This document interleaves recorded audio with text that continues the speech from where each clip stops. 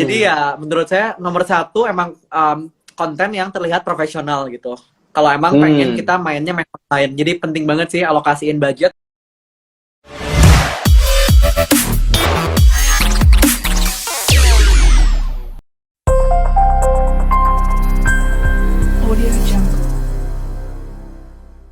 Hai guys, welcome semuanya. Kita kembali ke acara The Ngobis ya, seperti biasa guys. Dan hari ini kita akan ngobrol bareng narasumber yang luar biasa ya teman-teman. Hari ini guys, kita mau ngobrol bagaimana cara kita ningkatin profit. Ya, yang ini teman-teman juga selaku pembisnis juga perlu tahu ya. Memang ini satu hal yang memang sekarang perlu kita lakukan gitu, gimana caranya kita bisa ningkatin profit guys ya. Ningkatin sales ya. Dan hari ini guys, kita akan undang salah satu narasumber yang luar biasa ya. Namanya, kalau teman-teman nanti coba searching dulu ya, kepingin tahu nih narasumber hari ini hebat apa luar biasa atau enggak gitu ya. Tapi hari ini saya yakin dan percaya nggak bakalan rugi kalau dengerin sharing dari bro atau pak atau kak gitu ya, Tommy Suryateja ya. Beliau luar biasa guys. Kalau Anda coba cari di Google, beliau juga sempat diliput oleh majalah SWA ya, atau ini ya, swa.co.id ya, terkait dengan apa yang beliau lakukan untuk bisa menghidupkan bisnis fashion, bisnis ini ya, garment gitu ya, dari keluarga sampai yang dulunya konvensional, sampai akhirnya bisa 95% guys penjualannya melalui online. Dan ini luar biasa guys. Jadi hari ini teman-teman pastikan bahwa teman-teman nonton sampai habis dan belajar langsung dari bro atau kak atau pak. Ini saya tanya dulu nih, mau menyebut apa nih ya. Tapi Pak Tommy Suryateja ya akan menyampaikan terkait dengan hari ini judulnya adalah strategi meningkatkan penjualan online bisnis fashion ala Salmon Fabric ya, Salmon Fabric ya. Jadi ini sangat luar biasa teman-teman. Saya yakin dan percaya pasti banyak insight yang teman-teman akan dapatkan. Hari ini kita akan undang langsung Pak Tommy Suryateja ya. Ini kebetulan beliau sudah hadir ya. Hai Pak Tommy. Halo. Ini ya, apa namanya? Thank you so much nih hari ini sudah nyempatin ini ya, IG Live bareng kita. Senang banget nih ketemu sama Pak Tommy nih. Thank you. Iya. Siap. Aku enaknya panggil apa ya? Panggil Pak, panggil Kak, panggil Bro, enaknya gimana nih? Panggil Bro aja deh. Kalau Pak Bro aja enggak apa-apa ya. Bro. Siap. Soalnya kalau panggil Pak rasanya nanti nggak enak gitu, rasanya kurang akrab gitu ngomongnya gitu ya. Siap. Oke, Bro Tommy, thank you so much hari ini sudah hadir ya. Senang banget hari ini bisa ngobrol-ngobrol sama Bro Tommy, ngulik-ngulik kisah hidupnya, kisah suksesnya ya dari Bro Tommy, karena kita kalau di acara The Ngobis ini sering ngundang pembicara dan sering sharing Bro, terutama untuk teman-teman yang ini ya terdampak PPKM sekarang ini ya, mereka pasti butuh insight dari Bro Tommy hari ini yang luar biasa ya. Oke, ini Bro Tommy kondisi lagi di mana Bro Tommy hari ini? Saya di rumah sih, lagi di rumah. Di rumah ya. Ini full WFH Bro atau masih masuk ke office? Sebenarnya karena kita kan termasuknya ada sektor esensial, soalnya kebetulan kita ada ekspor juga kan. Nah kalau ekspor masih boleh masuk ke esensial, tapi kita 50% doang sih, jadi setengahnya WFH. Oke. Jadi masih 50% masuk WFH ya Bro Tommy ya. Iya. Siap. Tapi daerah di dekat rumah atau dekat pabrik tetap masih kondusif ya Bro ya kondisinya ya. Iya, puji Tuhan masih kondusif sih. Puji Tuhan ya. Ya, semoga selalu sehat-sehat ya Bro Tommy ya, sama keluarga. Ya. Selalu sehat ya, selalu happy terutama ya, karena harus happy terus nih. Pasti ya. Bro Dedi juga semoga sehat selalu juga. Siap pasti Bro Tommy. Ini dengerin Bro Tommy hari ini tambah semangat, tambah sehat nih hari ini. Ini ada jempol dari Pak Andri dari Solo nih ya. Pak Andri ini juga pengusaha aksesoris ya kalau Pak Andri. Mungkin agak mirip-mirip nih ya. Oke, Bro Tommy, kita biasa kalau sebelum kita masuk ke topik gitu ya, kan hari ini kita mau bongkar-bongkar nih kalau Bro Tommy diizinkan untuk kita ngomong soal bagaimana sih caranya Salmon Fabric ini bisa ningkatin penjualan online gitu ya. Mungkin bisa share sedikit tips gitu ya. Tapi sebelum kita nyampe ke sana Bro, kita biasanya senang sekali kalau pembicara itu menyampaikan kira-kira kisah hidupnya seperti apa Bro. Ini yang mungkin bisa dipelajari juga buat teman-teman, tidak hanya suksesnya aja, tapi mungkin ada kisah-kisah hidupnya yang bisa dibuat menjadi inspirasi buat teman-teman. Boleh nggak bro, kira-kira diceritain gimana sih cerita hidupnya Bro Tommy sampai ketemu saya hari ini bro, kira-kira seperti apa? Oke. Jadi kan sebenarnya saya tuh aslinya nggak langsung bisnis, sebelumnya sempat kerja dulu gitu. Dan emang kerjanya juga lumayan beragam gitu. Sebenarnya waktu itu saya kuliah tuh di luar negeri.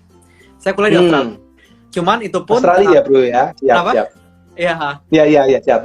Nah, tapi saya kuliah pun sambil kerja gitu. Jadi saya sebenarnya dari waktu kuliah itu sempat kerja di restoran, kayak di restoran Nando's, kalau ada di sini nggak masuk sih, tapi di luar tuh ada kayak fast food gitu, kayak McDonald gitu. Iya. Terus saya juga sempat dulu kerja tuh waktu di sana tuh jadi kayak apa namanya, sales keliling jualan energi gitu, kayak jualan PLN tapi dari door to door gitu. Nah, jadi karena saya orangnya emang ekstrovert dan emang seneng ngomong juga kan, dan saya senang cobain ketemu orang gitu. Terus pas lagi di Indo, karena saya jurusan sebenarnya di finance, accounting finance, jadi saya emang dulu kerjanya di bank, sempat kerja di bank dan di konsultan juga gitu, konsultan finance. Awalnya saya kepikiran gitu, pengen bisnis, malah dulu saya kepikirannya pengen berkarir gitu kan, kayak berkarir di perusahaan, apa namanya, di bidang perbankan gitu dulu pengennya. Nah, tapi setelah saya jalanin kurang lebih kayaknya setahun 2 tahun kerja tuh lama-lama kok kayak gini-gini aja gitu. Saya ngerasa kalau kita kerja di bank kan mau nggak mau ya kita harus jual produk bank kan, dan kita nggak bisa terlalu kreatif gitu kan. Kayak ya udah yang udah ada SOP-nya, tiap hari kayak gitu rutinitas, dan saya ngerasa kok kayaknya saya kurang enjoy gitu di perbankan gitu. Nah, sempat dari sana, yaudah saya akhirnya mutusin, saya resign, dan kebetulan waktu itu sempat diajakin teman. Awalnya saya bisnis kuliner dulu, sempat buka jualan di food court gitu, jualan di food court, lumayan tuh kurang lebih 1 tahun ya di food court, tapi kayaknya emang mungkin bukan hokinya di sana kali ya, dan nggak berjalan. Tahun berapa tuh bro, waktu jualan di food court tuh bro? 2015. 2015, oke, 6 tahun yang lalu ya berarti ya? Iya. Yes. Setahun setelahnya itu baru saya mulai ngerintis usaha yang Salmon Fabric ini. 2016 saya pertama kali mulai. Itu pun sebenarnya awalnya saya sebenarnya nggak langsung join sama keluarga saya. Jadi saya sebenarnya saya punya prinsip gitu. Kalau saya pengen, saya ngerasa kayak kita tuh bisa pengen cobalah gitu kan, waktu masih muda itu punya ambisi kan. Pokoknya saya pengen coba sendiri dulu, pakai, apalagi kita kan udah sempat kuliah juga, terus kayak ada dapat ilmu, yaudah kayak saya pengen terapin ilmu yang punya gitu kan. Dan emang ternyata waktu itu saya coba beberapa bisnis. Dari bisnis food court saya sempat jualan snack makanan juga, itu pun ya bisa dibilang kurang jalan lah.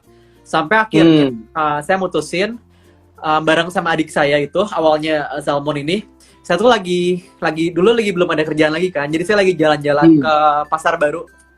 Kalau di Bandung tuh ada kayak Tanah Abang gitu, kayak apa namanya, jual kain gitu kan. Terus saya ngeliat kayak awalnya iseng-iseng sih, kayak pengen beli bahan buat sendiri gitu, buat beli baju gitu. Saya lihat kok kayak bahannya ternyata murah, tapi tuh kok kayak kayak panas gitu, kayak nggak enak gitu. Ternyata bahan di Indo tuh kayak kain-kainnya masih yang bisa dibilang kurang berkualitas lah gitu kan. Nah, saya jadi kepikiran ide gitu. Sebenarnya ada nggak sih kalau di Indo tuh tekstil yang kain yang berkualitas gitu. Dari sana baru saya reach out ke family saya yang kayak emang ada salah satu family kebetulan dia produksi buat tekstil, cuman masih konvensional. Dan saya ngobrol-ngobrol, ternyata ternyata yang keluarga saya bikin bahannya tuh bagus, tapi kok kayak orang-orang belum pada tahu ya, taunya kayak cuman jualnya ke Tanah Abang doang gitu kan. Kok kayak anak muda tuh kok nggak tahu ya kayak ada bahan yang berkualitas, taunya tuh cuma merek-merek Uniqlo atau kayak H&M atau Zara. Nah, saya tuh jadi kepikiran, kenapa nggak kita cobain aja nih kita pasarin nih kain yang ada ini, kita targetin generasi milenial sama Gen Z gitu. Makanya saya ya udah mau nggak nih kita cobain bikin, tapi kita benar-benar full online aja gitu. Jadi target market kita itu anak-anak muda yang kayak seumuran saya dulu, supaya kita pun tahu oh ternyata bahan yang berkualitas pun ada gitu loh di Indonesia. Dulu kan kayak kain itu identik sama old school business kan, kayak yang tahu paling kayak generasi apa ya, kayak generasi boomers gitu kan, kayak Yes, Ya, yes, yes, yes. Gen Y gitu, boomers Gen yang X, kayak Gen emang, X, Gen X ya. yang Gen X ya, yang Ya, jawabannya ya, ya. kayak gitu pokoknya. Anak Hmm, muda kan kayak kurang gimana ya, kurang ada kesana edukasinya. Jadi itu yang hmm, memotivasi saya. Ya udah kita cobain deh, kita pasarin. Tapi benar-benar kita hmm, pengen main online dan makanya kita langsung dulu tuh 2016 Instagram belum ada hmm, sampai sekarang. Instagram tuh dulu hmm, benar-benar cuman kayak apa ya, kayak sharing foto aja, even buat jualan tuh hmm. belum banyak gitu. Cuman emang Bener, kebetulan bener, saya bener. udah main Instagram juga, jadi yaudah saya ada ide, yaudah kita cobain deh pakai sosial media, mulai masterik. Hmm. Nah itu mulanya sih dari 2016 dan ini saya thanks God banget sampai sekarang ternyata masih berjalan juga gitu yang Salmon Fabric ini. Nice, nice, nice, nice. Jadi 2016 Bro baru mulai masuk ya ke bisnis istilahnya kan ini kan Ya, kayak manufaktur ya, tekstil ya, manufaktur kan ya, ini ya istilahnya dan itu bukan hal yang gampang ya Bro. Kalau misalnya kan biasanya banyak juga teman-teman kita yang milenial gitu ya. Kebetulan gue juga masih milenial nih Bro. oh ya, sama ya. Sama-sama milenial nih kita ya, sama-sama milenial. Maksudnya teman-teman kita yang milenial itu kan seringnya kan cari mungkin dia sebagai pemegang merek gitu ya, dalam artian dia maklun ke orang yang punya pabrik and then atau dia cari penjahit and then dia terjunin untuk ini, untuk dia yang jualin aja. Tapi Bro masuk ke dalam produsennya gitu. Ya, Kenapa ya, Bro pikir itu penting Bro waktu Bro masuk ke sana Bro? ya. Oke, jadi sebenarnya saya kan udah sempat ibaratnya bikin beberapa bisnis yang ternyata nggak jalan gitu kan. Dan saya analisa sebenarnya kenapa ini bisa nggak jalan. Apakah mungkin target marketnya terlalu kecil, jadi demand juga kurang besar gitu kan. Nah makanya dari bisnis-bisnis saya yang nggak jalan itu, sebenarnya itu yang memotivasi saya buat masuk ke B2B gitu. Karena dulu semua kan B2C semua itu, jadi kayak emang market benar-benar terbatas gitu B2C. Nah cuman gara-gara itu saya masuk ke B2B, tapi challenge-nya adalah gimana caranya kita bikin B2B, tapi saya pengen bikinnya online gitu. Karena kan dulu jarang banget ya B2B online, kebanyakan pakai sales offline kan. Sales offline, terus kalau apalagi yang toko kain itu pasti punya toko gitu kan. Jarang banget yang punya toko, tapi di Instagram dulu tuh kayaknya hampir bisa dihitung jari lah yang jualan kain online gitu. Itu sih, saya ngeliat masih ada peluang yang sangat besar sebenarnya dengan jualan kain online. Karena sebelum saya mulai pun, saya sempat riset sih. Saya sempat riset dan ternyata di luar, di Amerika itu ada waktu saya riset, ternyata di Amerika ada beberapa bisnis model yang mirip, yang ternyata jalan banget gitu. Jadi saya penasaran juga nih, apakah bisa nggak ya di Indo diterapin yang mirip-mirip kayak di Amerika gitu. Nah itu yang saya lumayan bikin lebih yakin, yaudah deh kita cobain, ternyata di luar pun bisa, mungkin di Indonesia bisa, tapi agak telat aja gitu waktunya. Gitu sih. Oke. Nice story ya. Oke, Bro, penasaran nih Bro, sungguh penasaran. Ini maksudnya lo ketika masuk ke bisnis pabrik gitu ya, apa langsung semulus itu Bro? Maksudnya, you sekarang kan tak lihat juga masuk ke majalah SWA gitu ya, diliput juga majalah SWA, ada macam kalau saya lihat profilnya juga Google, wah banyak banget tuh muncul semua, Tommy Surya Teja keluar semua gitu ya. Nah, maksudnya dalam perjalanan apa semulus itu Bro? Waktu you buat satu merek Salmon Fabric, and then langsung boom atau gimana tuh kira-kira? Ya. Oke. Nah ini menariknya nih. Sebenarnya saya tuh walaupun ada family yang background tekstil, cuman keluarga inti saya tuh bukan tekstil. Jadi kayak emang saya pun masuk ke tekstil tuh benar-benar belajar dari nol gitu kan. Oke. Jadi keluarga you bukan tekstil aslinya ya, maksudnya nggak purely tekstil ya? Iya, yang keluarga inti bukan. Jadi emang kebetulan ini dari sepupu lah om saya itu. Oke. Kerja sama bareng om, yang which is saya dari kecil sebenarnya bukan background di tekstil, malah saya kan kuliah juga, kuliah lebih ke finance kan, dua hal yang sangat berbeda banget. Yes. Challenge-nya adalah saya harus belajar kain lagi dari awal, which is menurut saya pribadi agak bukan jarang ya, kayak hal yang agak boring gitu kan, kayak orang lihat ini boring banget nih belajar kain gitu kan. Yes. Itu satu, dan challenge-nya, dan kalau Bro tahu itu kayak setahun pertama kita benar-benar nggak ada penjualan, jadi itu benar-benar negatif. Setahun pertama tuh. Wih, yeah. Setahun pertama, wih, nggak ada penjualan maksudnya gitu. Nol atau gimana Bro? Minim atau nol atau gimana? Ada sih, ada penjualan, cuman ya nggak, masih rugi lah gitu, masih rugi. Tapi kan emang tapi kebetulan emang kita karyawan dulu belum banyak, cuman Yes. awal banget 3 orang, saya, adik saya sama 3 satu orang. admin gitu kan. Nah, Oke. jadi ya emang cost juga kita rugi, tapi ya nggak rugi-rugi banget lah. Cuman ya itu Iya, iya, iya. minus lah setahun pertama kita benar-benar struggling karena apa? Karena Hmm. satu jual kain online 2016 masih sangat nggak familiar banget. Itu kita butuh waktu buat edukasi. Jadi kayak lumayan susah buat edukasiin. Dan kedua, orang tuh dulu nggak percaya, pengennya COD kebanyakan. Kalau dulu tuh COD barang dulu ada, sedangkan kita kan custom ya, orang harus bayar dulu baru kita kirim barang. Mereka tuh agak belum familiar gitu dengan barang bayar di awal, pengennya barang dulu ada baru kita bayar gitu. Ya itu benar-benar lumayan struggling banget sih buat edukasiin ke konsumen sebenarnya. 2016 jalan pertama kali sampai 2017 hampir nggak ada penjualan, minus malahan gitu ya bro ya. Nah, terus apa bro yang you lakuin bro? Maksudnya lo lakuin apa kira-kira? Kok sampai customernya dari nggak mau beli sampai akhirnya sekarang bisa beli, itu apa bro yang lo lakuin bro? Oke, jadi yang pertama kan karena kebetulan waktu awal-awal tuh masih di rumah kan, kita kantornya di rumah, jadi biaya sewa kan gratis. Paling kita keluar kos itu bayar pegawai, which is ya udahlah gitu kan, kita anggap investasi jangka panjang. Nah, yang kita lakuin adalah sebenarnya dari awal kita udah bikin website. Cuman karena saya waktu dulu tuh masih amatir dan saya emang bikinnya outsourcing ke orang luar. Jadi tuh website juga baru jadi setahun gitu. Dulu nggak ngerti gitu loh. Kayak kalau sekarang kan gampang kan bikin website. Yes. Dulu tuh kayak udah susah, terus yang bikinnya jarang, mahal dan lama lagi kayak juga. Jadi kayak ini setahun baru jadi. Jadi kita jualan tuh benar-benar lewat Instagram dulu di awal gitu. Instagram pun belum semeyakinkan itu gitu kan buat jualan kain. Jadi yang kita lakuin kita dibantu sama word of mouth sih. Jadi kita tawarin ke yang kenal-kenal dulu gitu. Dulu tuh bener-bener target marketnya tuh lebih kayak perorangan, jadi kayak ibu-ibu yang pengen bikin buat pakai sendiri atau ke fashion yang bikin nggak banyak, quantity sedikit gitu. Jadi bisa dibilang B2B mix B2C, kita pengennya B2B tapi belum dapat, ya udah B2C dulu aja gitu. Oke. Kan, awal-awal tuh belum dapat brand sama sekali, kayak bener-bener baru perorangan aja gitu yang beli. Lama-lama saya ngerasa itu setelah websitenya itu udah mulai jadi, websitenya jadi, nah udah dari sana kita benar-benar hajar mati-matian tuh pakai konten. Kita jadi kayak kita alokasiin budget sebenarnya buat fotografi gitu, karena tuh kan kita jualnya online. Sebenarnya online itu kita lebih bisnis konten, kita masih bikin konten yang bagus gitu. Nah itu yang saya mulai bisa dibilang proses itu. Jadi awalnya nggak langsung bagus, tapi ya kita seiring berjalannya waktu, konten juga mulai bagus, website udah ada, dan foto-fotonya meyakinkan. Nah dari sana baru mulai ada pergerakan naik gitu.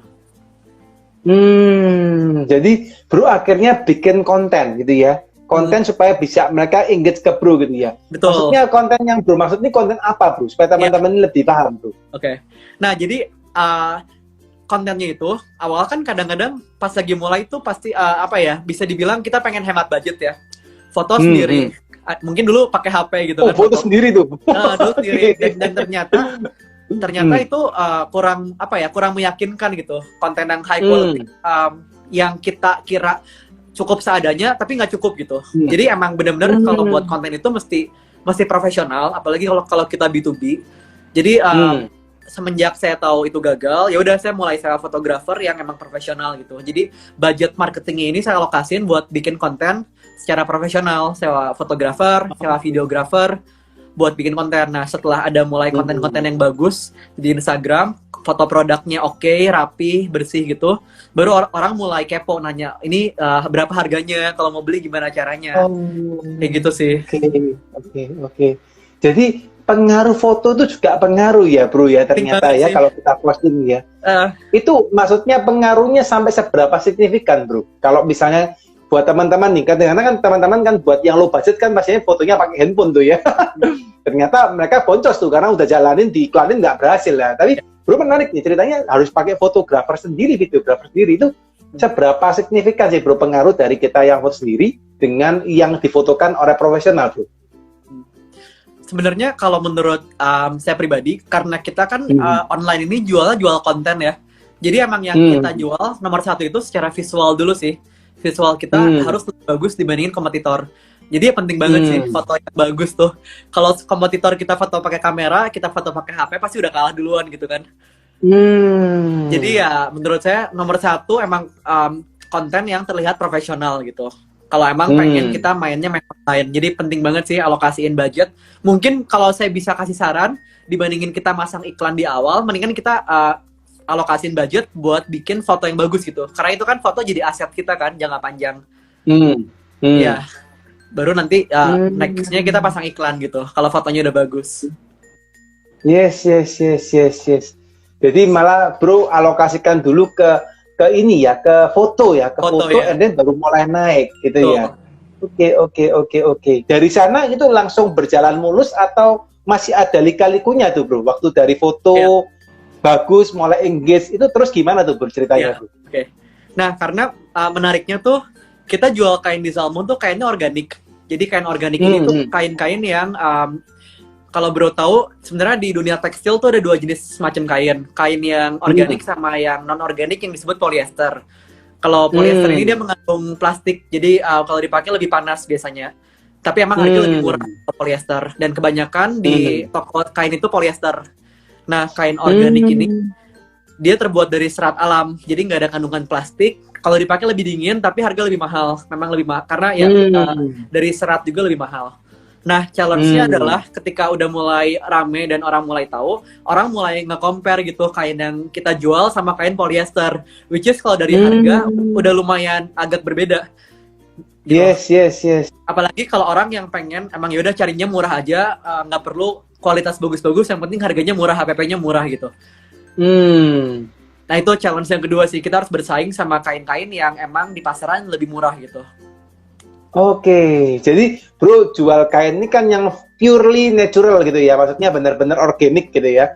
Tapi yang lainnya orang yang jual dia bandingin dengan yang polyester, padahal itu juga bukan head to head ya, istilahnya kan KW Super sama KW 1 misalnya gitu ya modelnya kan gitu. Terus gimana tuh bro, kan kondisinya kan juga sudah bahannya beda, tapi mereka bandingin, terus apa yang bro lakuin tuh bro? Nah yang kita lakuin adalah kita nextnya kita benar-benar fokus ke edukasi sebenarnya, ke edukasi tentang sustainability gitu.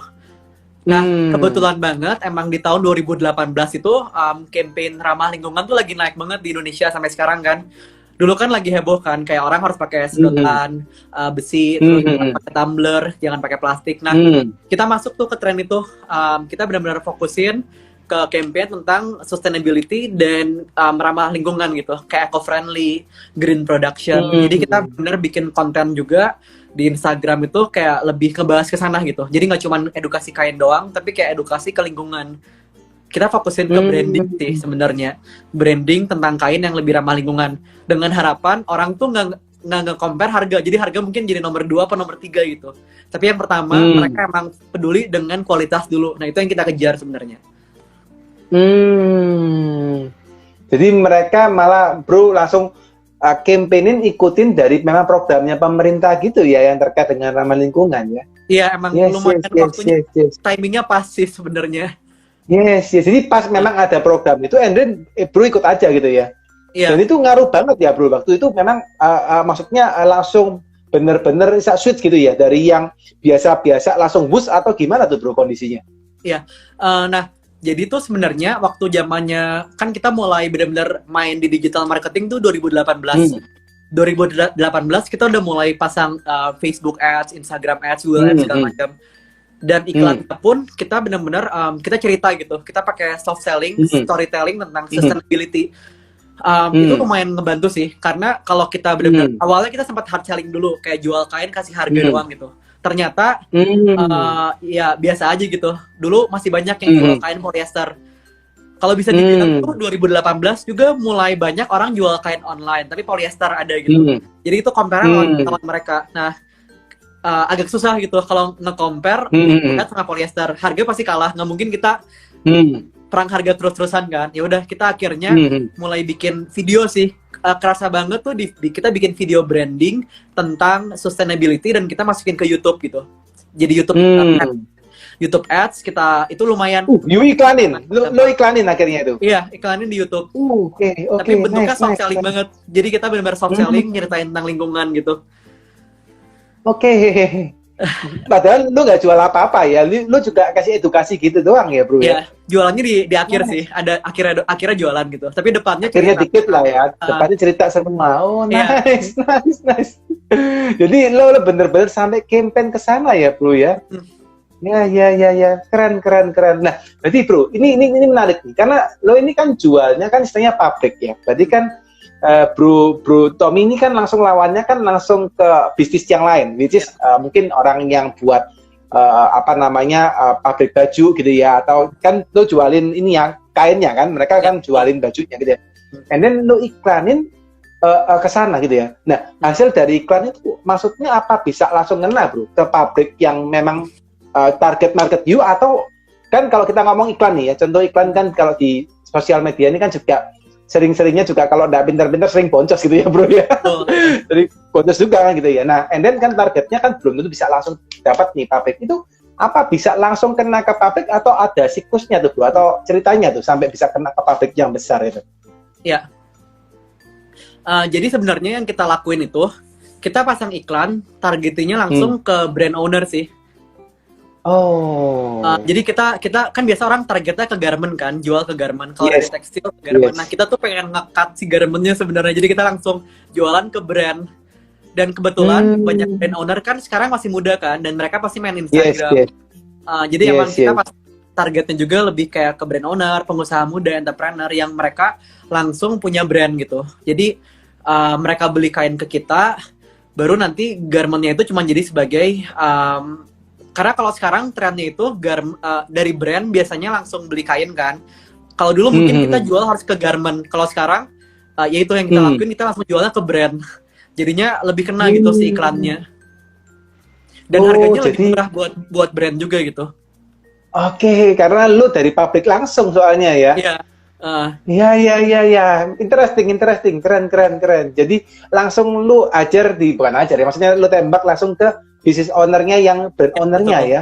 Keren. Ini menarik ya guys. Nanti ada sempat komentar nih dari beberapa temen nih ya.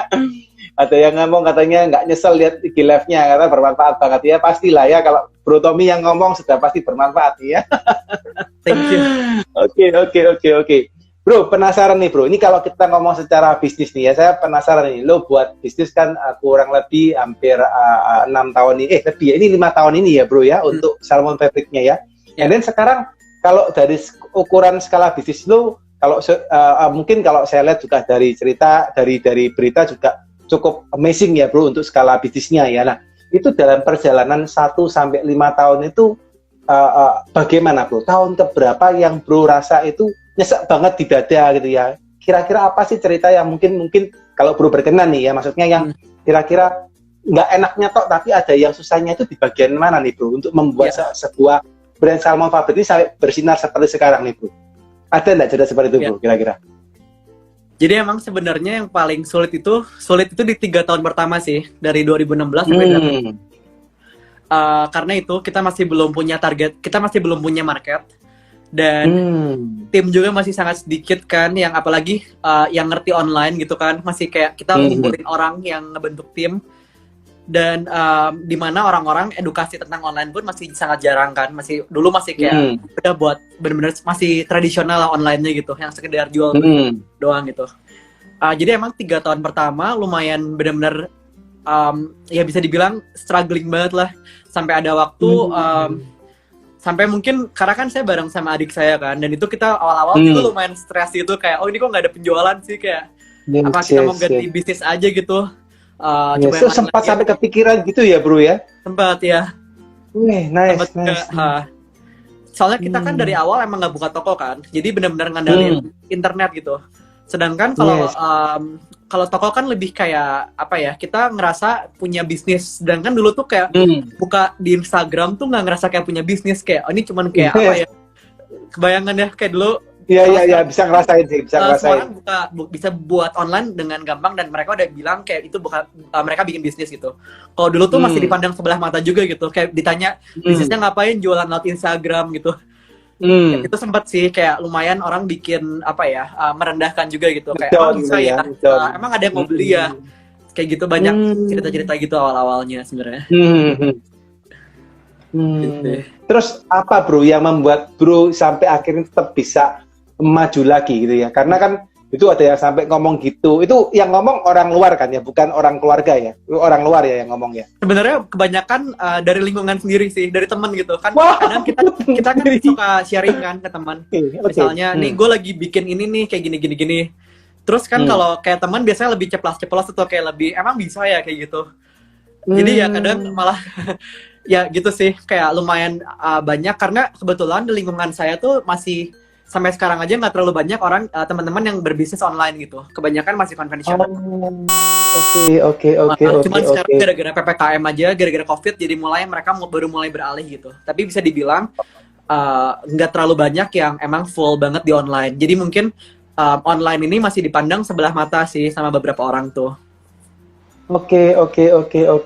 And apa yang bro pikirin bro? Ketika bro diomongin gitu kan itu ngedownin banget ya. Aku pernah ngerasain kayak bro sih soalnya. Memang kita membuat bisnis kan bukan hal yang gampang gitu ya. Betul. Apalagi kalau yang ngomong teman, yang ngomong family gitu ya. Yang ngomong misalnya orang tua misal saja gitu ya. Itu kan tambah membuat jatuh gitu ya. Itu apa bro yang membuat bro akhirnya sampai bisa surviving gitu ya. Oke, aku nggak ngurus dah, tetap jalan. Atau apa tuh yang bro pikirin waktu itu bro? Nah, jadi karena ini kebetulan juga kan saya bikin website tuh hampir setahun. Jadi emang lumayan down tuh sebelum website jadi gitu. Nah, saya tuh berharap banget sebenarnya sama website setelah jadi gitu kan. Nah, jadi saya emang saya tuh udah mikir pokoknya saya mau bertahan sampai websitenya jadi. Kita lihat nih jalan atau enggak gitu setelah websitenya jadi. Nah, setelah jadi pun itu yang bikin saya bertahan sebenarnya. Cuman setelah website jadi pun itu nggak langsung ada penjualan, pasti kan kayak butuh di branding, diiklanin segala macam. Tapi yang bikin saya bertahan adalah emang karena saya dari dulu itu lumayan bisa dibilang kayak suka banget sama internet sih. Dari zaman SD itu, waktu dulu masih ada modem, saya udah ngutak-ngatik internet gitu, udah kayak seneng aja gitu kayak. Jadi selalu inget gitu, waktu masa kecil emang saya dulu udah pengen banget nih bikin kayak perusahaan internet, kayak keren aja gitu punya website sendiri. Dulu mungkin nggak kepikiran sampai jualan banget, yang penting punya website aja deh. Website sendiri mau jualan, mau punya blog, mau apa aja juga bebas, yang penting punya website gitu. Nah itu yang bikin saya terus bertahan. Udah coba saya benar-benar penasaran soalnya kan, gimana sih sebenarnya cara kerja internet tuh, apa yang bisa kita dapetin dari internet. Itu yang benar-benar bikin saya termotivasi buat terus ngejalanin. Oh, jadi karena bro suka ya gitu ya, maksudnya bro karena happy dan suka, bukan karena apa tadi, karena happy akhirnya bro jalanin aja terus gitu, and then sampai sekarang akhirnya bisa boom, bisa dan membesar penasaran juga sekarang. sih, penasaran juga kok orang bisa sih kayak jualan lewat internet dan mereka bisa berhasil gitu, kayak bedanya di mana emang yang gua sama yang mereka gitu. Oke, ini keren sih. Lo apa? Gue baca lo bisa jualan 95%, bener ya bro ya, 95% penjualan sama online ya bro ya. Dan ini B2B lo ya. Iya, sekarang kita sampai sekarang nggak punya orang marketing sales gitu. Jadi benar-benar full lewat iklan kita penjualan. Oh, berarti yang terima order siapa? CS gitu. Apa customer service atau apa? Oke. Jadi you nggak silakan bro, ini excitingnya ini. silakan ayo. Bro duluan. Kita emang 95% pakai iklan. Dan sekarang kita udah ada workshop, jadi orang bisa datang buat pegang bahannya langsung. Tapi itu pun sekedar karena mereka setelah tahu kita lewat iklan, biasanya mereka bikin janji buat datang itu. Jarang yang walk-in langsung, karena kita kebetulan kantornya juga di ruko-ruko, jadi emang bukan daerah yang pertokoan atau pasar gitu. Jadi emang kebanyakan kita pakai iklan, digital marketing, udah sih kayak online aja gitu marketingnya. Tadi kita sampai ke ini ya bro, terkait dengan ini ya, apa namanya, yang terakhir adalah bro sempat mengatakan bahwa waktu berjualan online ini kan juga satu hal yang butuh effort ya, sampai akhirnya bro yang dari nggak dipercaya dari temannya, sampai akhirnya bisa membuktikan bahwa bisa berjualan online gitu ya. Nah terus gimana tuh bro, kisah selanjutnya bro? Ya, jadi kan emang dari awal itu karena kita nggak punya offline store dan emang kita pun nggak pakai sales offline marketing gitu, jadi emang benar-benar rely dari iklan 100%, 95% lah dari iklan. Jadi ya itu kayak kita benar-benar harus fokus ke konten sih. Jadi kita benar-benar bikin kontennya ya terutama website sih. Di website kita benar-benar taruh company profile tuh yang bagus, terus kayak bikin video company profile juga. Dan emang kita dari awal udah siapin tim CS, jadi begitu ada yang chat, dan kita emang udah training khusus itu buat tim CS-nya juga, biar dijawab juga profesional gitu. Karena kan kalau misalnya asal-asalan jawab, orang lebih nggak percaya dong, kayak kok ini yang jawab kayak bagus gitu. Nah kita training gitu, ada SOP, cara jawabnya, cara nge-reply, dan dari prosedur pengiriman juga kita udah bikin SOP segala macam. Jadi walaupun mereka nggak datang ke kantor, nggak datang ke workshop kita, mereka percaya gitu buat transfer uang dan kirim barang ke kita gitu. Jadi lo sampai ciptain SOP yang terkait ya bro ya, supaya orang-orang itu meskipun nggak ketemu bisa tetap mereka mau bisa jualan online, masih bisa membeli secara online ya bro ya. Iya. Yes. Karena emang kebetulan banyak customer kita tuh dari Jakarta kan. Ada beberapa sih yang sengaja datang ke Bandung, mereka pengen langsung lihat. Kalau sekarang bisa, tapi kalau dulu tuh kayak kalau sekarang lagi PPKM mungkin lebih susah ya. Tapi kalau mereka tuh mereka benar-benar pengen pegang bahan kan sebenarnya. Nah jadi yang kita bikin adalah kita bikin namanya sample pack gitu. Kita bikin sample pack. Biasa kan kalau di tempat lain sampel gratis ya kalau datang ke toko. Kalau kita brandingin si sampelnya, terus kita jual sebenarnya. Jadi orang tuh mereka kalau belum mau beli kain bisa beli sampel packnya dulu. Nanti bisa dilihat sih di website, itu lumayan lucu sih, kita desain dikasih box, malah bisa jadi gift juga gitu. Si sampel packnya isinya berbagai jenis kain yang kita punya gitu. Oke. Jadi lu kasih sampel tapi akhirnya nggak ini juga ya. Maksudnya akhirnya ada orang yang bayar juga untuk sampel yang you buat ya. Iya, emang dari awal salah satu strategi yang kita ini kan saya tahu sih kalau kain awal tuh banyak banget diprotes kok sampel bayar gitu kan. Biasanya kan gratis. Iya. Tapi kita itu kita desain si sampelnya, ada nggak ya ininya. Jadi saya kebetulan nggak bawa, cuman itu kita desain si sample pack-nya biar kayak jadi apa ya? Jadi lucu lah gitu. Jadi bisa buat gift, dan emang di box juga didesain, si printnya kita custom juga, dan kita jual lumayan mahal, hampir 200.000 sample pack-nya tuh. Wow.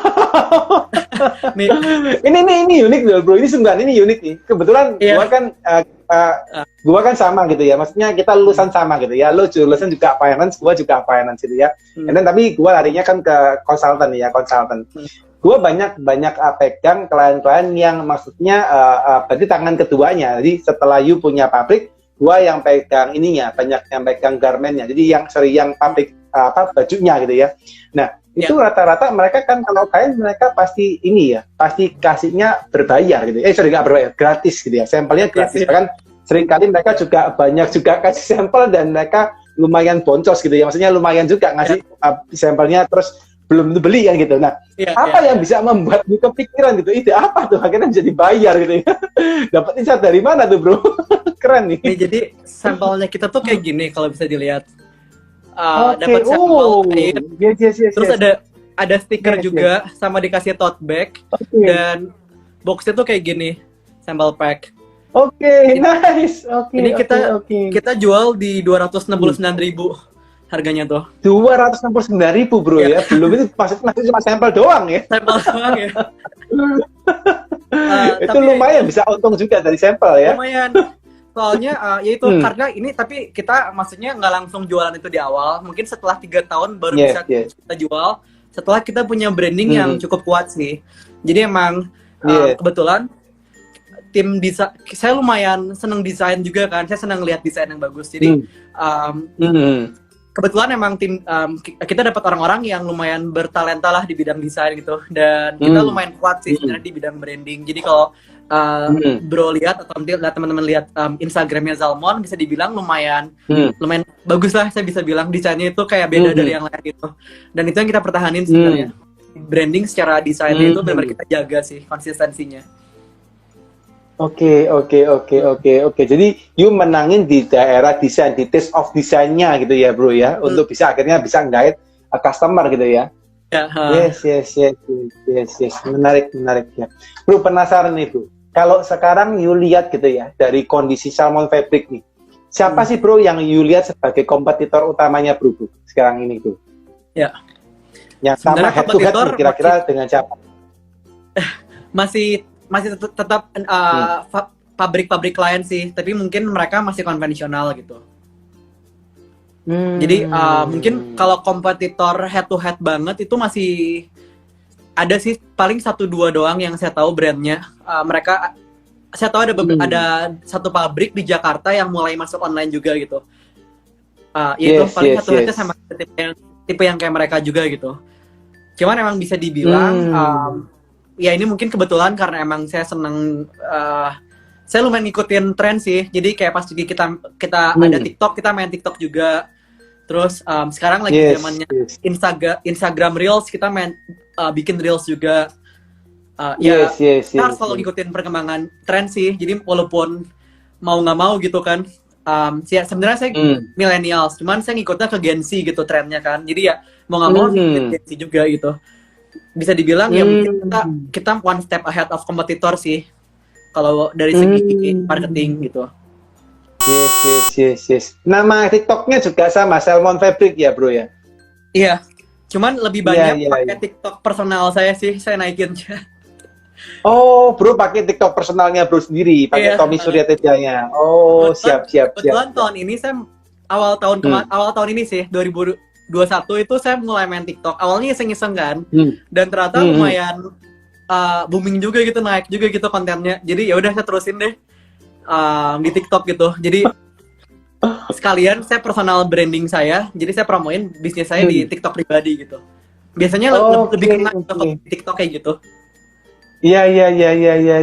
Nice. Bro juga buat akun YouTube atau enggak? Enggak, sekarang baru Instagram sama TikTok aja. Oh, oke. Kenapa enggak ada kepikiran ke YouTube, bro? Maksudnya apa memang strateginya gitu atau seperti apa tuh kira-kira? Sebenarnya belum ada waktu aja sih. Dan kalau saya lihat trennya itu sekarang video pendek sih, video durasi sangat pendek. Kayak YouTube aja kan sekarang ngeluarin shorts kan, YouTube Shorts gitu kan.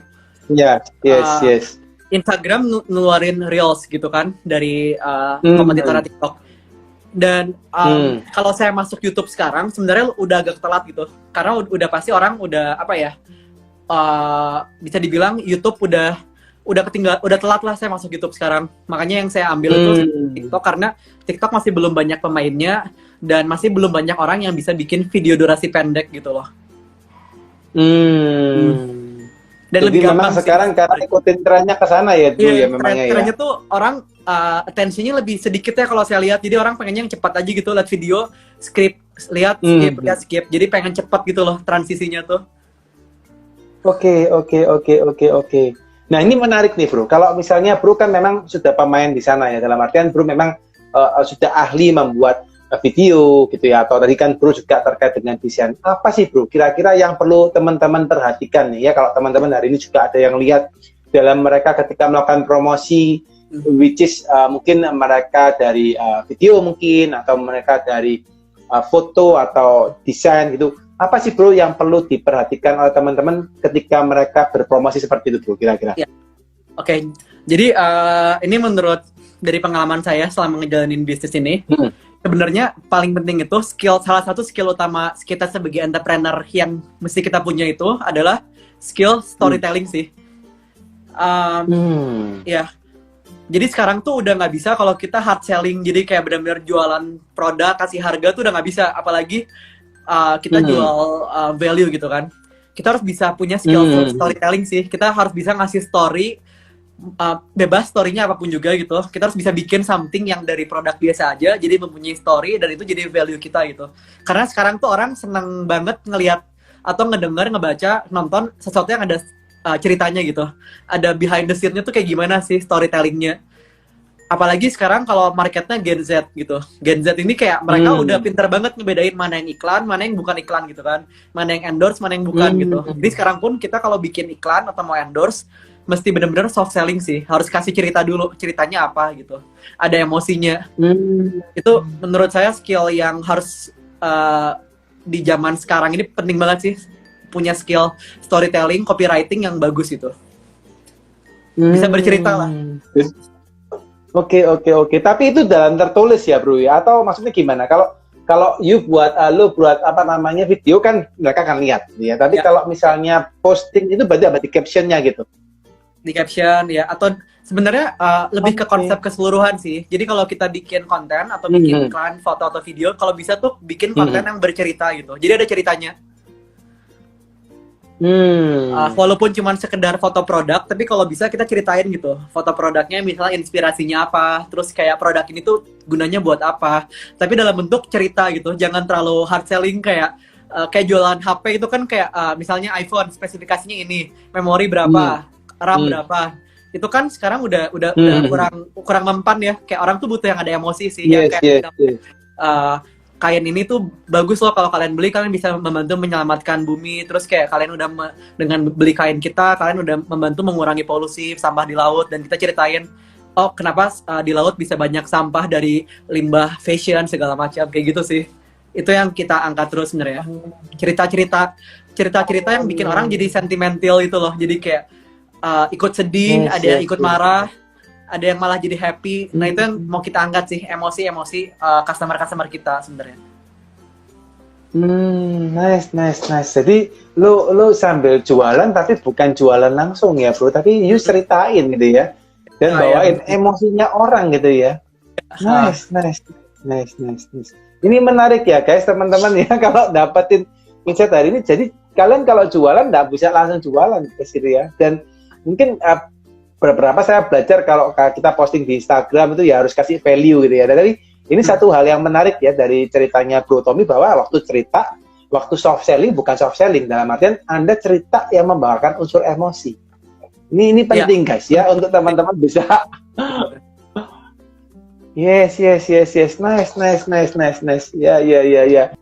Nah, bro, nyambung lagi bro. Tadi terkait dengan penjualan. Ini kan karena hari ini kita ngomong soal penjualan ya. Dan amazing sih, aku dengerin hari ini ceritanya Ryu dari seorang yang bukan background gitu ya, berbackground tekstil gitu ya, dari lulusannya sama-sama gue ini ya gitu ya, sama-sama finance gitu ya. And then you bisa pivot pindah langsung ke garment, dan desainnya juga lu pikirin gitu ya, videonya juga lu pikirin. Nah, sekarang kalau misalnya kita ngomong bro, masuk nih, ngomonglah ke sales gitu ya. Misalnya kita ngomong ke sales.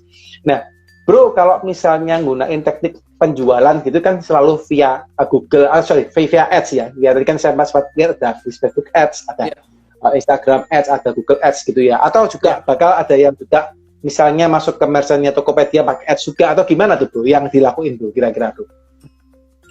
Kalau sekarang masih 90% itu lewat Facebook sama Google, 50-50 lah mungkin. Setengah Facebook, setengah Google. Kita ada di Tokopedia, tapi itu cuma jual sampel doang di Tokopedia. Yang tadi sampel pack itu kita jual di Tokopedia. Tapi kalau orang mau beli kain itu, mereka biasanya, karena kita lumayan, quantity kan lumayan gede kan kalau transaksi. Jadi karena kalau di Tokped kan kena potongan lumayan banyak tuh. Sayang kan, margin itu kan nggak terlalu gede. Jadi kayak mereka bisa langsung transfer ke kita gitu. Cuman ya itu, buat ngedapetin customernya kita pakai Google, pasti itu ada Google sama YouTube dan Instagram. Facebooknya lebih ke Instagram. Oh oke. Jadi lu mainnya lewat Instagram, Facebook sama ini ya, sama Google sih ya malah ya. Pakai iklan di sana gitu. Oh, saya pikir lu maksudnya memang lewat Tokopedia dan Shopee dan kawan-kawan, malah enggak terlalu ya malahnya. Enggak, itu malah mungkin paling 2% doang sih dari total transaksi lewat sana. Soalnya kan potongan juga lumayan gede ya. Kita margin udah kecil, karena kita nggak bisa ngambil banyak. Dipotong lagi sama margin Tokopedia. Yes. Kan? Menarik. Iya. Ini ada pertanyaan, tapi sebelum pertanyaan saya juga penasaran nih. Mohon maaf ya teman-teman ya, karena saya moderatornya hari ini, saya izin bertanya dulu gini. Ada beberapa pertanyaan yang belum ini saya bacain ya, tapi saya pengen tanya dulu nih. Nah, bro, kalau gue lihat lah, maksudnya you ini kan, maksudnya lo ini juga cukup, maksudnya happy dengan internet marketing, and then akhirnya lo belajarin masuk ke desain karena you happy gitu ya. Apa sih bro yang, maksudnya gini, pasti kan kalau kita punya pengusaha kan kita pasti ada sisi kurangnya gitu ya, kan nggak mungkin kita semuanya hebat gitu ya. Kak, gue hebat misalnya ngomonglah di finance, tapi misalnya dari segi desain mungkin taste-nya kurang gitu ya. Tapi kalau dari bro sendiri bro, gitu maksudnya you lihat di bisnis itu apa sih bro yang menurut lo susah gitu ya menurut bro, terus kira-kira bro ngelakuinnya gimana nih? Maksudnya ngatasinya gimana nih kalau kesusahannya bro? Kira-kira ada cerita nggak bro dari sana bro? Oke. Jadi lucunya yang sebenarnya saya paling bukan susah ya, yang paling sebenarnya kurang suka itu saya tuh ngurusin akunting gitu. Walaupun saya lulusan accounting, tapi saya sebenarnya nggak suka gitu ngurusin akunting. Jadi emang saya tipe orang yang lebih ke big picture dan lebih ke konsep, bisa lebih ke abstrak lah pikirannya. Dan kalau ngelihat akunting tuh kan kayak mumet banget gitu kan, angka semua, terus kayak kita nggak bisa jadi kreatif kan kalau akunting tuh mau nggak mau udah ada rulesnya. Nah jadi emang buat masalah keuangan itu yang megang semuanya sama adik saya gitu, saya kasih ke dia gitu. Nah, itu mungkin salah satu yang kelemahan saya tuh di bidang sesuatu yang harus berulang-ulang detail, itu saya nggak bisa gitu, mumet aja gitu, dan nggak bisa jadi kreatif gitu loh. Oke, berarti kelihatannya lu waktu sekolah salah jurusan ya bro ya? Kayaknya salah jurusan. bercanda. Kayaknya iya salah ya. Maksudnya di finance ya, kepalanya orangnya seneng kreatif ya. Iya. Tapi top chair, keren. Pivotnya jauh tuh. Oke bro, gue bacain dulu nih pertanyaan dari teman-teman ya. Ini ada dari Lois Sandri ya. Ini pertanyaan gini bro, untuk bisa buat copywriting yang baik gitu ya, apa bisa kita pelajarin sendiri atau lebih baik hire staff atau ahli? Ya, ini gimana nih bro, menurut bro nih? Oke, jadi kalau mungkin kita lihat kapasitas perusahaan kita dulu ya, kita ada budget buat hire atau enggak. Kalau sekarang sih, kalau di Zalmon sekarang kita udah ada timnya yang copywriting. Cuman kalau buat awal itu kita semua sendiri. Jadi kebetulan yang megang copywriting itu dulu masih sama saya langsung. Jadi yang penting sih sebenarnya kalau buat skill copywriting itu kita harus seneng buat ngelihat sesuatu yang kalau dulu saya seneng banget nontonin YouTube sih, tapi nontoninnya cari yang kayak dokumenter, terus cari video-video yang explain something gitu kan, atau baca artikel. Saya dulu lumayan seneng baca artikel yang biasanya copywriting yang bagus tuh malah dari luar negeri sih, yang artikel yang lumayan kayak Medium, yang website kayak gitu, BuzzFeed gitu juga bagus gitu. Karena kalau baca artikel Indo tuh kebanyakan clickbait doang kan, kayak apalagi berita Indo kan clickbait doang gitu kan. Ya itu sih. Jadi kayak asal kita senang baca dan nonton sih, kayaknya itu udah cukup bisa ngebantu mempertajam skill copywriting kita gitu. Oke. Kepingin mempertajam sedikit ya bro terkait dengan pertanyaan tadi dari bro atau ini Kak Lois Andre ya, terkait dengan copywriting. Apa nih bro? Maksudnya gini, ini sambil mempertajam dikit ya. Bro ketika membuat copywriting, apa sih unsur yang perlu diperhatikan bro untuk membuat sebuah copywriting selain emosi tadi bro sempat ceritakan ya? Maksudnya apalagi nih yang perlu diperhatikan supaya teman-teman menangkap, kira-kira buatnya gini nih. Silakan bro, silakan. Jadi kalau buat copywriting, ini menurut saya prinsip utama yang mesti kita pegang sebelum kita nulis sesuatu itu, kita harus fokus ke manfaat produk yang mau kita jual gitu. Jangan fokus ke fitur. Kadang-kadang orang fokusnya ke fitur duluan kan. Kayak misalnya kita jualan baju gitu kan. Mereka udah langsung biasanya nulis fiturnya tuh kayak bahan terbuat dari apa, sizingnya berapa, terus biasanya itu bahan, sizing, ukuran, terus kayak made in mana gitu kan. Sedangkan yang orang cari sebenarnya yang lebih kena ke emosi itu manfaat. Jadi kita harus ceritain manfaat dulu di awal sebenarnya. Kalau pakai baju ini kamu bakal berasa dingin gitu. Terus kayak diceritain dinginnya tuh misalnya kayak dingin kayak di suasana pegunungan gitu. Jadi kita benar-benar fokus ke manfaat dulu di awal sih. Manfaat baru fitur terakhirnya. Jangan kebalik sih sebenarnya. Manfaat yang mereka dapetin kalau mereka beli produk kita.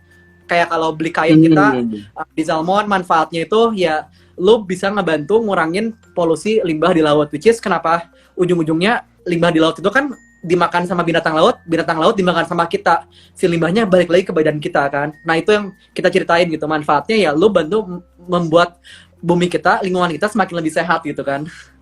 Gitu. Jadi kita benar-benar fokus ke manfaat dulu di awal sih, baru terakhir fokus ke ceritain fitur kita apa aja gitu, spesifikasi produknya. Nice. Thank you bro. Ini buat teman-teman ya. Jadi clue-nya adalah satu, cari manfaat buat orang yang akan kalian jualin guys ya. Kedua guys, tadi saya nyambungin dengan ceritanya Bro Tommy yang di awal adalah gunakan unsur emosi, ya itu paling penting ya. Jadi harus mikirin emosinya gimana gitu ya. Yang ketiga baru ceritain fiturnya, jadi jangan kebalik, fitur dulu baru yang lain-lain. Nah, ini nggak laku tuh. Jadi harus manfaat dulu, emosi baru fitur, itu yang benar ya. Nice, thank you bro, very nice jawabannya nih. Oke, ini ada lagi pertanyaan di kolom question ya bro ya. Ini apa namanya, coba saya baca ya. Nah, oh ini satunya ini ngomong ini. Halo Kak, live-nya di-save ya, aku ketinggalan nih. Oh ya, pasti akan kita save ya. Nanti kalau yang kita save, nanti teman-teman boleh lihat ya. Dan boleh, tadi ada yang part yang pertama yang kita masih sempat kepotong, teman-teman boleh lihat di part yang pertama ya. Oke, terus ini apa lagi nih? Dari Faisati ya, mau nanya lebih banyak dengan prinsip atau cara investasi itu gimana sih? Ini maksudnya gimana nih? Mau nanya lebih banyak dengan prinsip atau cara investasi itu gimana sih? Ini nanya buat Bro Tommy ya, mungkin siapa nih? Kak Faisati ya? Faisati ya? Iya. Ini jangan-jangan nanyanya sama saya nih. Ini hari ini pembicaranya bukan saya ya. Pembicaranya Bro Tommy. Nanti jawab aja bro. Jangan. Nanti Kak Faiz nanyanya DM aja, nanti saya akan jawab ya. Hari ini sesinya khusus untuk Bro Tommy. Jadi hari ini kita ngomong soal copywriting, soal bagaimana teman-teman, kan mungkin teman-teman juga belajarnya selama ini soal keuangan ya. Hari ini kita undang Bro Tommy, memang kita coba lihat dari sisi penjualan seperti apa ya. Jadi teman-teman juga bisa belajar dari sana gitu ya. Oke Bro, melanjut tadi Bro, ini ya sambil juga mungkin kalau ada teman-teman yang tanya lagi, kalau tidak ada saya yang tanya nih karena saya moderatornya. Oke, ini Bro, kalau tadi kan sempat Bro cerita bahwa Bro kerja sama dengan adik ya, jadi sama adik Bro Tommy ya. Selisih berapa tahun Bro dengan adiknya Bro? Setahun doang sih, beda setahun doang ya. Dan Bro jalanin bersama-sama. Ada yang paling kecil 5 tahun bedanya. Jadi bertiga. Oh, berarti yang paling kecil usia berapa tuh yang paling kecil? 24 ya. 24-25 ya, 24. Oh, berarti dia lulus kuliah langsung bantuin Bro juga ya? Iya, baru bantuin tahun lalu yang paling kecil.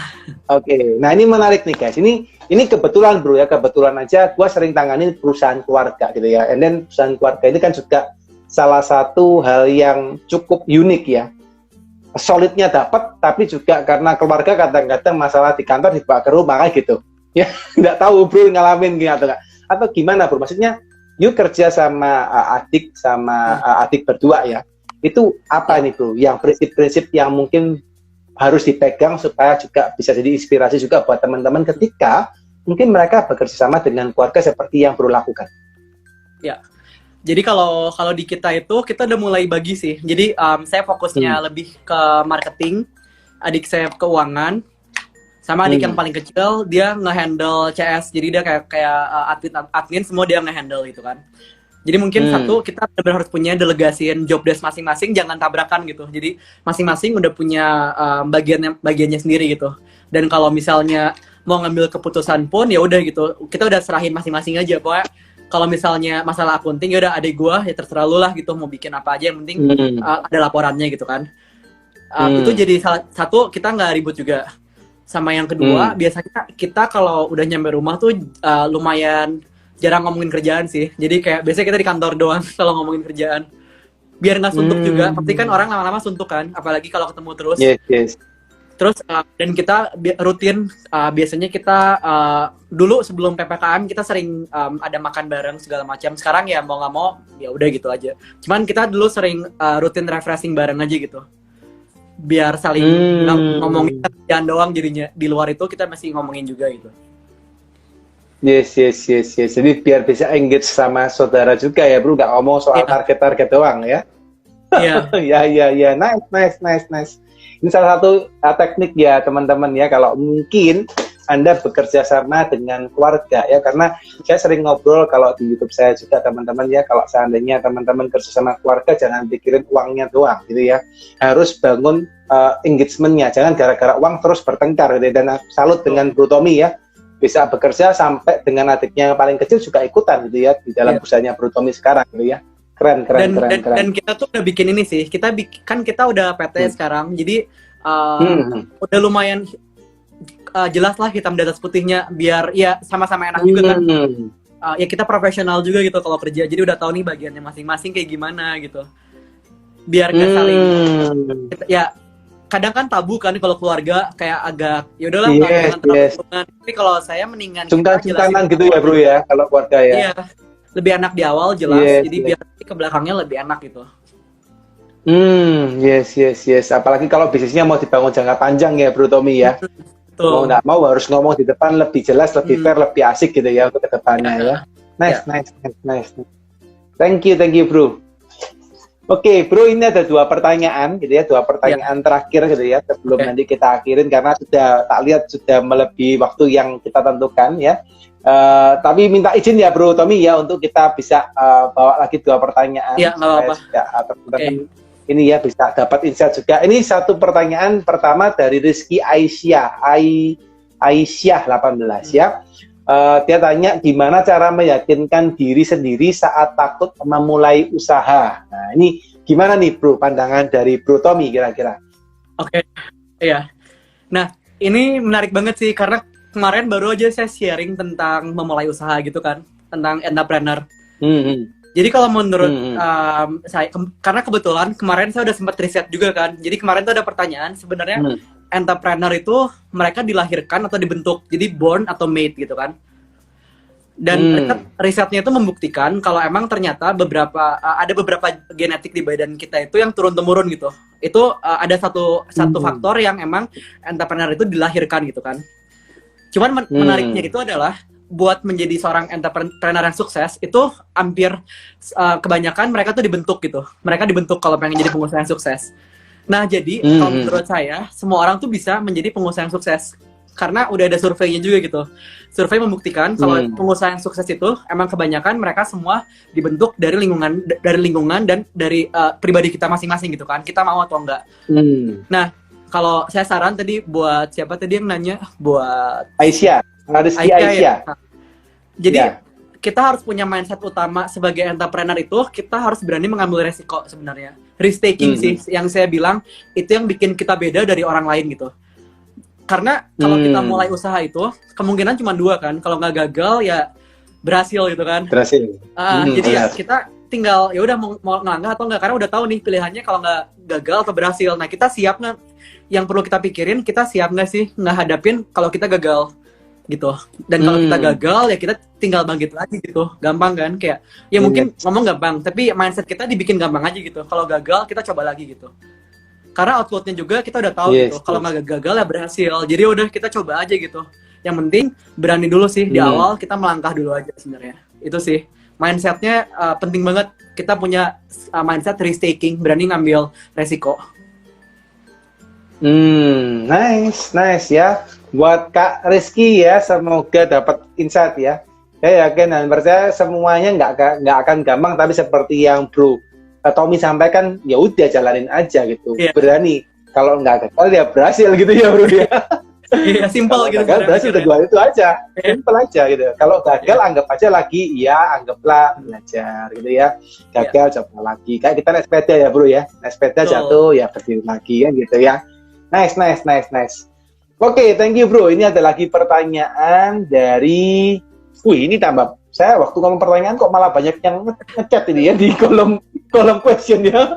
Oke, ini nyambung dulu ke ini ya Bro, ke Serang. Ini Kak Serang 04 ya. Kak, teknik mengiklan paling efektif itu gimana ya Kak? Dengan mengeluarkan biaya iklannya sedikit. Nah, ini mungkin Bro Tommy ada pandangan nih Bro terkait dengan pertanyaan Kak Serang. Oke. Nah, jadi sebenarnya kalau buat pasang iklan, kalau tekniknya itu sebenarnya bisa dipelajari ya, karena kan teknik sebenarnya itu masang-masang sistem ya, by system gitu kan. Sebenarnya yang paling penting itu adalah kita tahu target market kita siapa dan tahu apa yang mau kita jual. Itu penting banget di awal sih. Sejago apapun kita masuk iklan atau budgetnya sebesar apapun, kalau target marketnya salah, produknya nggak pas buat target market kita, itu percuma sih. Jadi sebenarnya lebih bukan teknik, tapi mungkin kita analisa dulu di awal sih. Siapa orang-orang yang jadi target market kita harus benar-benar detailin dulu nih. Sedetil sampai kayak cari tahu umur mereka tuh berapa, lokasinya di mana, hobi mereka apa. Terus sampai Kalau di kita tuh kita sampai bikin customer persona tuh sampai mereka pakainya iPhone atau Android. Terus kalau nongkrong itu di mall atau di cafe.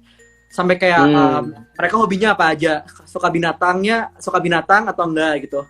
Karena nanti itu bakal beda cara kita bikin konten. Nah, kalau kita udah tahu target market kita secara detail siapa, baru kita bikin iklan yang sesuai dengan market kita. Buat masalah pasang iklannya sih sebenarnya maksudnya bukan saya bilang gampang, tapi standar gitu. Karena cari di YouTube aja udah banyak caranya kan, cara pasang iklan.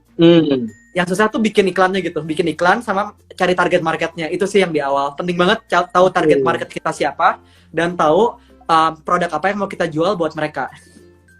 Oke, nice. Bro, ingin mempertajam dikit nih pertanyaan dari Kak Serang itu.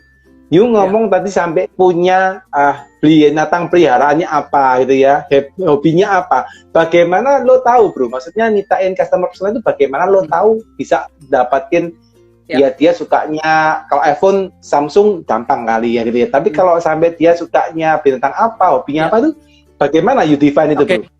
Jadi paling gampang itu sebenarnya kan sekarang udah zaman sosmed ya, hampir semuanya main Instagram. Kita suka ngepoin beberapa customer kita di Instagram mereka sih, kehidupan mereka tuh kayak gimana sih.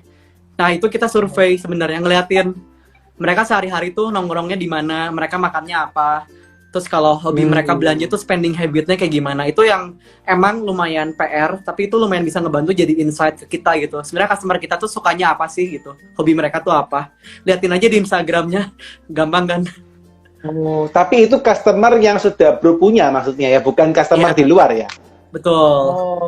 Kalau buat awal sebenarnya lebih ke survei sih. Kita tanya karena kan kalau belum ada yang beli produk kita, mungkin kita bisa tanya dulu nih ke orang-orang. Kita bikin perkiraan orang-orang seperti apa yang bakal beli produk kita. Emang lebih ke trial and error sih kalau buat di awal-awal. Itu nggak apa-apa sih, trial and error. Kita tetap liatin. Dan kalau emang ternyata nggak masuk target marketnya atau beda, ya kita tinggal ganti lagi gitu, bikin persona yang lain gitu. Sampai akhirnya menemukan, oh ternyata paling pas itu kita bikin produk, bikin konten buat tipe orang yang seperti ini gitu. Oke. Nice. Jadi you buat benar-benar surveyin orang yang sudah jadi target marketmu, akhirnya membuat bro punya gambaran kira-kira oh ini target marketnya mungkin seperti ini gitu ya. Iya. Oke, nice. Ini ide yang menarik ya guys. Mungkin moga-moga teman-teman juga bisa lakuin ya. Kepoin aja tuh customer yang kalian ya. Lihat Instagramnya gitu ya, liatin apanya. Ya, stalking aja lah Pak ya. Yang penting kita positif ya, stalkingnya yang positif aja gitu ya. Oke. Ini ada dua pertanyaan lagi bro, ya. Yang kedua sudah dijawab harusnya. Yang pertama ini ya. Yang pertama adalah dari Lois Andre ya. Ini nyambung lagi tadi ya. Mau nanya lagi, misal barang yang kita jual adalah barangnya umum, kompetitor banyak, apa ada tips strategi di marketplace? Nah, ini mungkin bro bisa bantu jawab nih bro kira-kira. Iya. Nah, kalau main marketplace itu kan bisa dibilang lebih kayak kita saingan tuh banyak banget ya kalau marketplace. Kebetulan emang ada teman-teman saya juga yang main di marketplace, saya sering sharing biasanya, terutama yang distributor atau reseller itu agak lumayan PR sih buat kita bikin ini. Mungkin yang bisa diangkat tipsnya itu kita main di service sih. Service kita kalau bisa dibuat lebih bagus. Jadi kayak fast respon, kalau dibalas chatnya balas fast respon, terus bikin kata-kata yang unik kayak sekarang kan banyak tuh kalau CS tuh mereka bikinnya yang unik-unik tuh kayak ada sapaannya. Kita bikin sapaan buat customer kita. Terus udah bikin template juga yang unik. Itu bisa. Dan kita kuatin banget di service. Jadi kalau bisa kasih free delivery kalau memungkinkan. Atau mungkin kita lebih kayak free return kalau barangnya nggak suka atau barangnya rusak itu nggak repot buat dibalikinnya. Itu sih kita salah satu tips kalau buat bersaing di produk yang serupa gitu, yang banyak saingannya main di service. Bener-bener kuatin di service aja. Sip. Nice ya, semoga bisa jawab ya untuk Kak Louis ya. Ini langsung dari ahlinya ya, sudah melakukan berulang kali ya. Intinya ke service guys ya, harus ke service, CS-nya cepat ya. Jadi kalau di chatting jangan nungguin setahun ke depan baru balas tuh. Customer yang hilang. Kadang orang kan malas ya nunggu chat tuh penting banget sekarang. Mereka pengennya langsung chat, even langsung bayar gitu kan. Oke. Jadi langsung chat, mereka pengen langsung kalau bisa dapat gambar Iya. atau dapat info langsung bisa At least, transaksi ya iya. bro ya. Karena kan Oke. kita tuh orang belanja kan ada momen ya, momentum. Nah, kita tuh jangan sampai Yes, momentum yes. mereka belanja itu hilang gitu. Kadang kalau udah kelamaan momentumnya udah Oke. hilang, udah nggak pengen belanja aja gitu. Nah, itu yang kita pertahanin sih, oke. momentum mereka pengen belanjanya itu loh. Jadi momentum pengen belanjanya itu yang ditahan supaya mereka nggak beralih ke lain hati ya bro Iya, ya. betul. Yes. Nice. Ini penting ya guys. Nanti kalau teman-teman sudah punya marketplace, pantengin tuh handphonenya 24 jam kalau bisa. Iya. Nah. Bercanda nih guys ya, bercanda ya. Oke nih bro, terakhir bro, ini hampir sama nih, cuma mungkin bro kalau jawab Kak Udanya akan lebih asik gitu ya, lebih senang gitu ya. Mungkin ini sempat dijawab sama Bro Tommy juga ya. Saya sempat coba munculkan ini dari Kak Uda. Dia pengen minta nasihat kalau misalnya mau buat startup baru gitu ya. Kira-kira dari Bro Tommy, kira-kira apa nih nasihatnya buat Kak Uda ketika dia mau buat startup baru nih, Bro, kira-kira. Ya, jadi kalau buat yang pengen mulai startup baru, yang penting sebenarnya ada tiga sih. Karena saya pun kebetulan sekarang saya lagi bikin another business unit yang baru juga gitu kan. Nah, yang pertama itu kita harus tahu target market kita gitu. Apakah produk kita tuh ada demand atau enggak? Itu penting banget sih. Kita punya demand, kita punya target market. Soalnya kalau kita terlalu idealis, kita bikin produk yang cuman kita doang yang beli itu kayak bakal susah sih. Jadi kita harus tahu nih marketnya memang ada, dan kalau bisa cari yang size-nya lumayan oke lah gitu. Kecuali emang pengen main niche market ya, beda lagi. Cuman kalau saya saranin sih kita tahu target marketnya. Even mau main niche market pun kita harus tahu target market kita tuh siapa gitu. Harus punya gambaran jelas kita mau jual produk ke siapa. Yang kedua, kalau kita udah tahu mau jual apa ke siapa, kita harus punya keunikan sih. Produk kita harus unik. Kayak zaman sekarang tuh gampang banget buat bisnis. Orang tinggal buka Instagram, ya udah mereka bisa jadi business owner, buka account di Instagram, jualan langsung. Jadi kita benar-benar harus pikirin keunikan di awal, jangan terakhir gitu. Jangan kalau udah launching produk baru dicari keunikannya apa. Mendingan di awal sebelum kita pas lagi develop produk, develop brand kita pikirin keunikan kita tuh apa. Terus yang tiga itu yang orang suka kelupaan, harus banyak berbuat amal. Karena kan kita berbisnis kan ya nggak cuma cuan doang, tapi kita harus banyak bantu orang lain juga. Karena saya percaya sih apa yang kita tabur itu bakal kita tuai. Kalau kita pengen sukses, ya kita harus bantu orang buat sukses juga gitu. Jangan harus jujur, harus banyak bantu orang, berbuat amal deh. Dan saya yakin nanti itu bakal balik ke kita juga gitu one day sih kebaikan-kebaikan itu. Yes. Nice ya, teman-teman ya, ini satu insight terakhir dari Bro Tommy tadi keren banget ya, bahwa teman-teman ini ya, jangan lupain namanya berbuat baik guys ya. Jadi kalau teman-teman kepingin dikasihin jalan, dikasih meskipun nggak ngarep ya, tapi perkataannya Bro Tommy sungguh-sungguh amazing sih, amazing. Dan saya berulang kali nemuin orang-orang yang sukses seperti Bro Tommy ini pasti mereka banyak memberi guys daripada menerima ya. Gitu. Oke, nice. Thank you so much bro. Keren. Kata-kata ini untuk jawaban terakhirnya keren ya. Oke, anyway guys, sudah terasa pertanyaan sudah saya jawab semua ya, dan thank you so much buat Bro Tommy hari ini ngobrol sudah panjang lebar, keren, luar biasa ya. Pasti teman-teman juga dapat insight yang luar biasa dari Bro Tommy ya. Mungkin bro, sebelum saya tutup ada enggak satu kata pamungkas nih gitu ya, atau satu kata penutup dari Bro Tommy, atau mungkin ada quote apa yang selama ini dipegang oleh Bro Tommy yang bisa di-sharing ke teman-teman. Monggo bro, silakan. Waktu dan tempat saya persilakan. Sebenarnya saya suka banget quotes tuh dari namanya Pablo Picasso, karena kebetulan saya emang saya suka artis seniman gitu. Dia bilang everything you imagine become reality gitu, is real. Jadi sebelum kita harus berani buat berimagine, dan itu benar-benar nggak cuman klise doang, dan kita semua tuh dari mimpi yang kita mau gitu. Semua dari mimpi yang kita bayangkan itu bakal jadi kenyataan. Jadi emang kita harus punya imajinasi yang kuat, kita berani bermimpi besar, dan akhirnya ya kita bakal melangkah juga ke sana, dan itu bakal jadi kenyataan. Jadi buat teman-teman yang mau mulai bisnis, jangan takut, jalanin aja pokoknya. Mimpi aja dulu guys ya, mimpi aja dulu, karena yang lu imagine akan jadi kenyataan. Bahkan jadi kenyataan pasti. Mantap. Talk chair. Ini kalau gua ada kaki 4 jempol nih bro buat lo. Tapi si kakinya kelihatan. Thank you so much bro Tommy. Sharingnya hari ini very powerful, very insightful. Gue sambil belajar nih bro. Jujur. Gue sambil nginterview lo. Gue sambil chat katik nih. Oh ini ternyata gini. Thank you banget nih. Banyak insight buat gue aja banyak. Apalagi buat teman-teman saya yakin dan percaya juga teman-teman juga pasti dapat insight luar biasa dari bro Tommy ya. Yang happy hari ini yuk kasih hati, kasih jempol buat bro Tommy, ucapin thank you bro Tommy ya, kasih hati yang banyak biar bro Tommy juga mengerti guys bahwa kita teman-teman dapat insight banyak juga dari bro Tommy dan thank you so much bro Tommy. Semoga usahanya sama Fabric. Sorry. Yang belum follow bro Tommy ya, ayo di follow dulu ya guys. Yang belum follow, yang belum follow Salmon Fabric juga silakan di follow ya. Oke, wih ini hatinya banyak nih bro buat you ini. Thank you.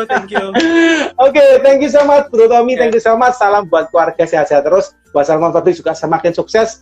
Buat rintisan bro usaha yang baru juga semoga selalu terberkati dan lancar ya. Happy terus ya bro, sehat-sehat terus. Thank you bro Tommy. Bye-bye.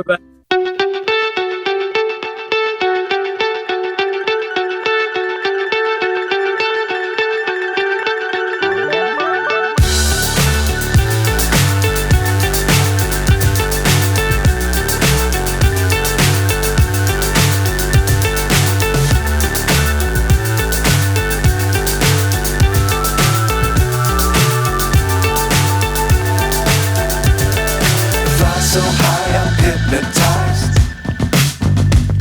What's up is down, what's left is right. Chasing stars.